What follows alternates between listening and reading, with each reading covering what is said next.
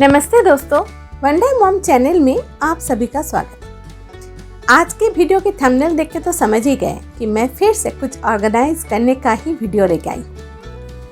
इन चीज़ों को देख के आप सोच रहे होंगे कि अरे यही सब चीज़ों को सिर्फ ऑर्गेनाइज करके रखना है और इसके लिए इतना लंबा वीडियो। जी नहीं, ये तो ट्रेलर है, पिक्चर अभी बाकी है। घर के छोटे छोटे चीज़ों को किस तरह से हम ऑर्गेनाइज करके रख सकते हैं, इसकी कई सारे वीडियो मैं आप लोगों के साथ इसके पहले भी शेयर की हैं और आज की वीडियो भी थोड़ी सी अलग है। जैसे ही गर्मी का मौसम आता है तो हम ठंडे की सभी चीज़ों को बहुत अच्छी तरह से ऑर्गेनाइज करके रख देते हैं, क्योंकि ये भी एक बहुत बड़ा काम है। क्योंकि जब ठंडा आता है तो उन सभी चीज़ों को जैसे हमें उसे निकालना पड़ता है, फिर उसे हमें अलमारी में ऑर्गेनाइज करके रखना पड़ता है ताकि पूरे ठंडे हम उसे यूज़ करें। और जब वो ठंडा चला जाता है तो उस समय भी हमारी एक ड्यूटी बनती है कि हम उन सभी चीज़ों को फिर से अच्छी तरह से ऑर्गेनाइज करके उसे अलग जगह पे रख दें ताकि गर्मी के मौसम में यूज़ होने वाली चीज़ों के लिए जगह निकल जाए। तो चलिए बढ़ते हैं वीडियो की तरफ। ठंडे के मौसम में गर्मियों में यूज़ होने वाले चीज़ों को, जैसे कुर्ती, टी शर्ट जो हम गर्मी में यूज़ करते हैं, उन सभी चीज़ों को मैं इस बैग में भर के वार्डरोब के ऊपर की ओर मैं रख दी थी ताकि नीचे की ओर मैं ठंडे में यूज़ होने वाले चीज़ों को रख पाऊँ और उसके लिए जगह निकल जाए। अब मैं इस बैग को खाली कर रही हूँ। अब इसमें मैं जितने भी उलन गारमेंट्स ठंडे के समय में हमने यूज़ किए थे उन सभी को अच्छे से धो के साफ़ करके रखी हूँ। उसे छोटा से छोटा फोल्ड करूँगी और इसी बैग के अंदर डालूँगी और इसे ऊपर की ओर रख दूँगी। जब भी हम बड़े शॉप से कपड़े खरीद के लाते हैं तो उसके साथ हमें इस तरह का जिप लॉक वाला बैग मिल जाता है, तो मैं उसमें भी इस तरह के चीज़ों को स्टोर करके रखने के लिए मैं यूज़ करती हूँ।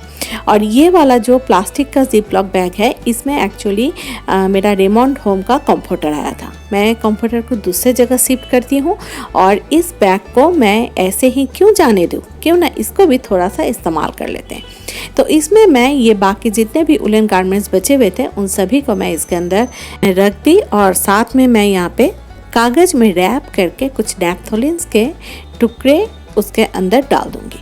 तो इससे क्या होगा ना, इसमें कीड़े मकोड़े लगेंगे और नैपथोलिन कभी भी डायरेक्ट नहीं देना चाहिए कपड़ों में, क्योंकि इससे कपड़े ख़राब हो जाते हैं। तो बस ये ठंडे के लिए सारी चीज़ें मैंने फिर से अच्छी तरह से स्टोर करके रख दी।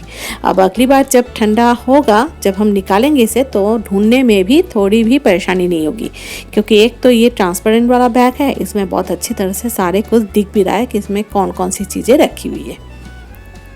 तो देखिए, घर में ऐसे बहुत से ऑर्गेनाइज़र हमारे ऐसे ही रहते हैं, तो अगर हम इन सभी चीज़ों को यूज़ करते हैं ना, तो फिर हमें हर बार बाहर से कुछ खरीद के लाना होगा या फिर उसके लिए ऑर्गेनाइज़र खरीदना होगा, वो भी ज़रूरत नहीं पड़ता है।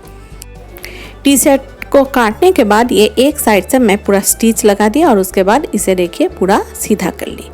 सीधा कर लेने के बाद इसके नीचे का जो पोर्शन था, जहाँ पे ऑलरेडी पहले देखिए छोटा सा एक फोल्ड किया हुआ है, उस जगह पे मैं दो जगह पे 2 कट लगाऊंगी और वहाँ से मैं एक सेफ्टी पिन की मदद से ये देखिए ये रस्सी को मैं उसके अंदर से घुसा रही हूँ।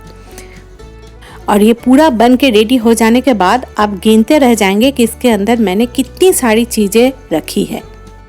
इस तरह के कॉटन के कपड़ों से या फिर टी शर्ट से बने हुए बैग में अगर हम सामान रखते हैं, उसके बाद इसे जहाँ भी रखें वहाँ पे ऑर्गेनाइज करके रखना बहुत ही आसान होता है, क्योंकि इससे ये स्लिप करके गिरने का डर नहीं रहता है। और ऊपर से आप देखिए, इसका पेट तो लग रहा है मानो भर ही नहीं रहा है। मैं इसमें खाना ठूसे जा रही हूँ, लेकिन जैसे होता है ना कि हाथी का पेट, खाना खाते जाएंगे फिर भी लगता है कि उसका पेट भरा नहीं। इस बैग को देख के देखिए वैसा ही लग रहा है। इसका पेट के अंदर मैं सामान घुसाते गई। आप देखो कितने सारे चीजें एक साथ एक छोटी सी जगह में आ गया। देखिए टी शर्ट के बने बैग में मैंने कितने सारे कपड़े को रखी। अब गर्मी में यूज होने वाले चीजों को भी तो अच्छी तरह से ऑर्गेनाइज करके रखना होगा। जैसे मैं यहाँ पे मेरी बेटी जो टी शर्ट गर्मी में यूज़ करती है, उन सभी को मैं एक जगह पे फोल्ड करके रख रही हूँ। टी शर्ट को भी अगर छोटे से छोटे फोल्ड करके रखते हैं तो इससे भी ना ये बहुत कम जगह में ढेर सारी चीज़ों को रख सकते हैं।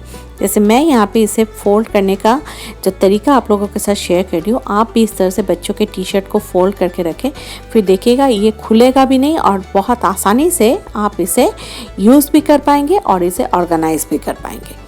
जैसे मैं इस तरह से फोल्ड करके इस तरह का ऑर्गेनाइज़र बॉक्स का इस्तेमाल करती हूँ, जिसमें मैं इन सभी को एक जगह पे रखती हूँ। इसके पहले भी मैं आप लोगों के साथ DIY ऑर्गेनाइज़र का वीडियो शेयर कर चुकी हूँ। आप घर पे भी बहुत आसानी से उस तरह के ऑर्गेनाइज़र बॉक्स बना सकते हैं। तो चलिए अब इस दुपट्टे का भी हम कुछ इस्तेमाल कर लेते हैं, क्योंकि देखिए इस तरह के दुपट्टे तो हम सभी के घर पे रहते हैं। अगर ये पुराने हो जाते हैं तो इसे हम किसी एक कोने में रख के ऐसे ही छोड़ देते हैं। लेकिन सोचिए अगर इसको हम इस्तेमाल करते हैं तो होता है ना कि घर में बहुत से ऐसे बड़ी बड़ी चीज़ें होती हैं जिसके लिए हमें बाज़ार से अगर हम उसको अच्छी तरह से ऑर्गेनाइज करके रखने के लिए कुछ लेने जाते हैं तो उसमें हमारे ढेर सारे पैसा निकल जाएगा। तो उससे अच्छा है कि क्यों ना घर पे इन पुराने चीज़ों से ही कुछ बना दे, ताकि उसे अच्छी तरह से ढक के अब उसे हम वार्डरोब में रखें या फिर आपका हमारे जो पलंग का बॉक्स है वहाँ पे रखें। जहाँ भी रखेंगे वहाँ पे धूल मिट्टी गिरने का चांस नहीं रहता है। मैं जैसे इस पुराने दुपट्टे में जहाँ जहाँ छेद था उस जगह को पहले मैं काट के निकाल दी। उसके बाद इसे मैं इस तरह से फोल्ड की। फोल्ड करने के बाद इसके जो तीनों साइड है उन 3 साइड में से मैं 2 साइड को पहले कवर कर ली। अब एक साइड रहा खुला। इस खुले के जगह से मैं जो ब्लैंकेट इस साल ठंडे में जिसको मैंने यूज़ किया और उसके बाद उसे अच्छी तरह से पूरा धो के साफ़ करके रखी हूँ, उसको मैं इसमें घुसा दूँगी। इस तरह के और भी 1-2 ब्लैंकेट जो भी हमने यूज़ किया है उसको मैं यहाँ पे रख दूँगी। आप चाहे तो यहाँ पे रजाई भी रख सकते हैं। उसके बाद देखिए ये कितना आसानी से इसके अंदर चला गया। अब इसके मुंह को आप चाहे तो रस्सी से बांध भी सकते हैं और नहीं तो फिर आप ऐसे ही इसको फोल्ड करके कहीं भी रख दें। इसको आप हाथ से हो या फिर मशीन में, जिससे भी आपके लिए सुविधा रहेगा, आप उससे सिलाई कर लें। बाज़ार से तो हम बहुत सी चीज़ें खरीद के ला सकते हैं, लेकिन आप सोचिए जो चीज़ें हमारे घर पे ही है और वो किसी एक किनारे में पड़ा हुआ है, उसको अगर हम इस तरह से यूज़ करते हैं तो फिर इससे ना हम छोटी छोटी बचत कर सकते हैं और ऊपर से उन सभी चीज़ों को बहुत अच्छी तरह से हम ऑर्गेनाइज करके रख भी सकते हैं, जिससे चीज़ें भी बहुत अच्छी रहती है। मैं जैसे इसके मुंह के जगह में इसी के जो छोटे छोटे कपड़े के टुकड़े थे उसी से मैं इस तरह से बांध के इसको बंद कर दी। बस अब इसको अच्छी तरह से सारे चीज़ों को ऑर्गेनाइज करके रख देंगे। तो इस तरह से ना हम घर के बहुत सी छोटे छोटे चीज़ों का इस्तेमाल करके ही घर के चीज़ों को फिर से अच्छी तरह से समेट के रख सकते हैं। हर वक्त ज़रूरत नहीं पड़ता है कि कुछ भी चीज़ों को रखने के लिए हम बाज़ार से ही सामान खरीद के लाएं।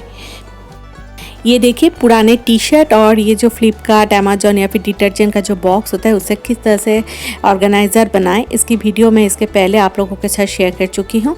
इस तरीके से भी मैं इसे बनाई हूँ। इसमें मैं मेरी बेटी की टी-शर्ट और उसके छोटे छोटे चीज़ों को मैं ऑर्गेनाइज़ करके रखती हूँ।